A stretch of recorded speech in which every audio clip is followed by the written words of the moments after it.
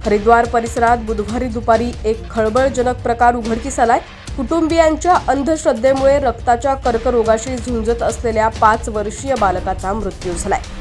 हरिद्वारमध्ये गंगेत बुडाल्यानंतर आजार बरा होईल या अंधश्रद्धेतून या बालकाच्या नातेवाईक महिलेनं त्याला काही वेळेसाठी पाण्यात बुडवलं। या प्रकरणाची माहिती मिळताच पोलिसांनी घटनास्थळ गाठून बाळाला जिल्हा रुग्णालयात दाखल केलं। तिथं डॉक्टरांनी मुलाला मृत घोषित केलं। संपूर्ण प्रकार काय आहे पाहूयात।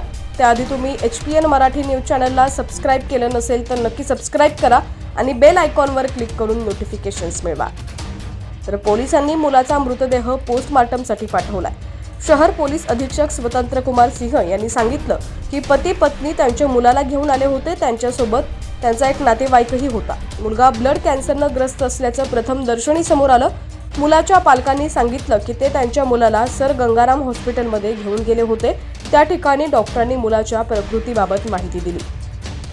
हळकीपोरी इथं घडलेल्या घटनेची माहिती मिळताच घटनास्थळी मोठी गर्दी झाली होती। जमावानं आरोपींना बेदम मारहाण केली।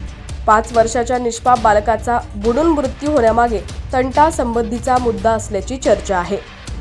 स्थानिक पोलीस अधिकारी भावना कैथोला यांनी सांगितलं की मुलाचा मृतदेह ताब्यात घेण्यात आला असून कुटुंबियांना ताब्यात घेऊन त्यांची चौकशी केली जाते। कुटुंबियांनी सांगितलं की मुलाला ब्लड कॅन्सर होता आणि डॉक्टरांनीही त्याच्या जगण्याची आशा सोडली होती। मुलावर दिल्लीत रुग्णालयात उपचार घेत होता। पूजा करत असलेल्या एका परिचित स्त्रीनं त्यांना सांगितलं होतं की गंगेत स्नान केल्याने मुलाचा आजार बरा होऊ शकतो। याच आशेनं हे कुटुंब दिल्लीहून हरिद्वारला पोहोचलं होतं। तिथं त्यांनी मुलाला वारंवार गंगेत स्नान करायला लावलं। कुटुंबियांच्या म्हणण्यानुसार वाटेतच मुलाचा मृत्यू झाला होता।